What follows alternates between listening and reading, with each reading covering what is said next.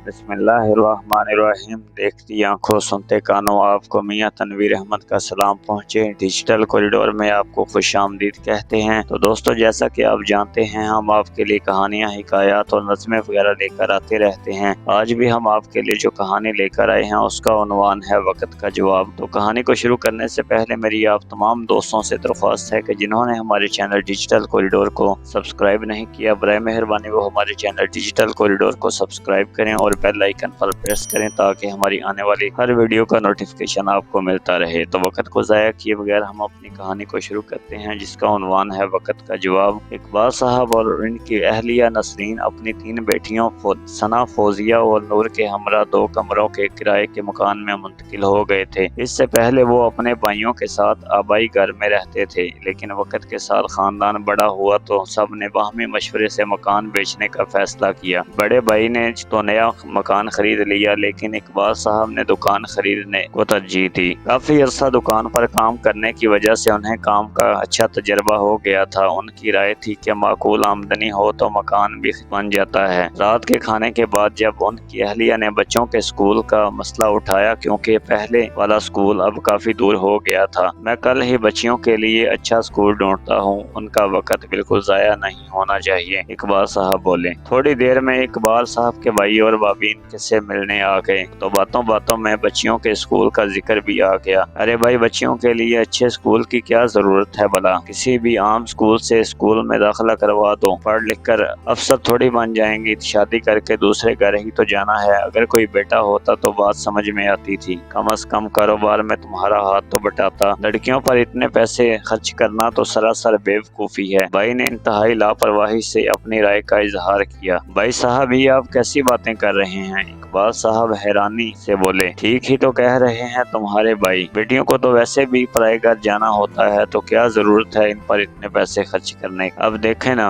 हमारे माशाल्लाह 4 बेटे हैं, थोड़ा बहुत पढ़ लिख लेंगे, अपने वालिद के साथ कारोबार संभाल लेंगे, और वैसे भी आजकल तालीम हासिल करने का क्या फायदा, मुलाजमत तो मिलती नहीं है, बेहतर यही है कि पैसा बचा कर रखें। भाभी ने तो अपनी दानस्त में बड़ी दूर अंदेशी की बात की थी। बच्चियों की मां से रहा न गया, वो बोल पड़ी। भाभी, अच्छी तालीम तो लड़कों और लड़कियों दोनों का जरूरी है। अगर अच्छी तालीम होगी तो वो कारोबार ही नहीं, मुआशरे में भी कामयाब होंगे। भाभी, आजकल यही बच्चे मुलाजमत की तलाश में जूतियां चटखाते फिरते हैं। अब आप ही बताएं, क्या फायदा ऐसी तालीम का जिससे पेट भी ना भर सके। लेकिन मैं बच्चों को अच्छी तालीम दिलवाने के हक में हूँ और इससे पीछे नहीं हटूंगा, इकबाल साहब ने 2 टोक अल्फाज में कहा। जैसे तुम्हारी मर्जी इकबाल, हम तो जितना समझा सकते थे तुम्हें हमने समझा दिया, अब तुम जानो तुम्हारा काम जाने। भाई साहब ने बहस खत्म करते हुए कहा। उन लोगों के जो जाने के बाद इकबाल साहब की अहलिया से उनसे शिकायत करने लगी। आखिर आपके घर वालों को बच्चियों की तालीम के इतने खिलाफ क्यों हैं? क्या मिलता है उन्हें ऐसी बातें करके? मुझे वो तो गुस्सा आ रहा है उनकी सोच पर। बेगम, तुम क्यों इतना परेशान होती हो? इन बातों को नजरअंदाज कर दिया करो। कल जब ये बच्चियां पढ़ लिख कर हमारा फख्र बन जाएंगी तो यही लोग इनकी तारीफें करते नहीं थकेंगे। वक्त बेहतरीन जवाब होता है, तुम बस सब्र करो। वक्त गुजरता रहा, इकबाल साहब की बच्चियां तालीम के मैदान में आगे बढ़ती रही। फौजिया को अदब से खास लगाव था। उसने कम उम्री में ही अंग्रेजी में शायरी में नाम बना लिया था, साथ साथ मेडिकल की तालीम में जारी रखी और फिर फौज में काबिल तरीन डॉक्टर बन गई। सना भी पढ़ लिख कर बैंक के आला ओहदे पर फाइज हो गई। नूर को वकालत में दिलचस्पी थी तो इकबाल साहब ने उसका दाखिला शहर के बेहतरीन लॉ कॉलेज में करवा दिया था, जहां वो 3rd ईयर की तलबा थी। कल तक जिन बच्चियों की तालीम की मुखालफत की जा रही थी, आज वो अपने खानदान का फख्र बन गई थी। हर कोई इकबाल साहब और इनकी बेगम की आला तरबियत की तारीफ करता था। फिर एक दिन इकबाल साहब के भाई और भाभी इनसे मिलने आए। वो काफी परेशान थे। इकबाल, तुमने और नसरीन ने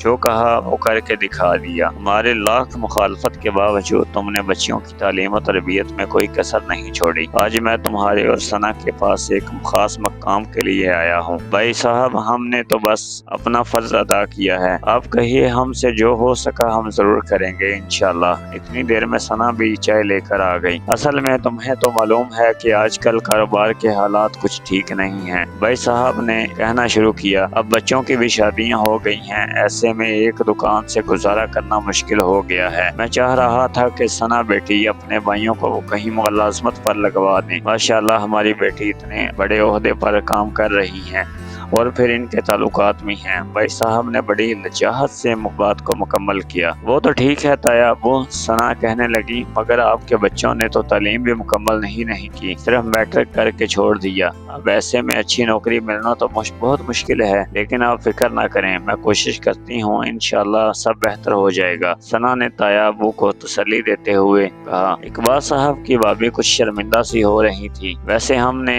अपने बच्चों के साथ ज्यादती की है और अच्छा नहीं किया। वो कहने लगी, तालीम बीच में ख़त्म करवा कर हमने इन्हें कारोबार में लगा दिया। अगर वो भी तालीम जारी रखते तो आज कुछ बन जाते। ये तो सिर्फ तुम और नसरीन ही थे जो हर मुश्किल में बर्दाश्त कर गए, लेकिन बच्चियों की तालीम पर फर्क नहीं आने दिया। तालीम का जो चिराग तुम दोनों ने शोर रोशन किया, हम अब उसको कभी बुझने नहीं देंगे। भाभी की इस बात पर सभी खुशी से मुस्कुराने लगे। इकबाल साहब ने मुस्कुराते हुए अपनी बेगम की जानब देखते हुए, जो वक़्त के उस जवाब से मुतमईन नजर आ रही थी, जो कहा था वक़्त का जवाब यानी कि वक़्त बेहतरीन जवाब होता है, तुम बस सब्र करो। तो बेशक बेटा, इस कहानी का मकसद ये है कि हमेशा सब्र करें, सब्र का फल हमेशा मीठा होता है और वक़्त जो होता है वो बेहतरीन जवाब होता है। लोग आपको बातें करें, आप लोगों की बातों में ना आए, उनकी बातें एक कान से सुने दूसरे कान से निकाल दें, लिहाजा इसी में बेहतरी है। तो इसी के साथ अपने दोस्त तनवीर अहमद को इजाज़त दीजिए। अल्लाह हम सब का हमें नस्र हो। अल्लाह हाफिज़।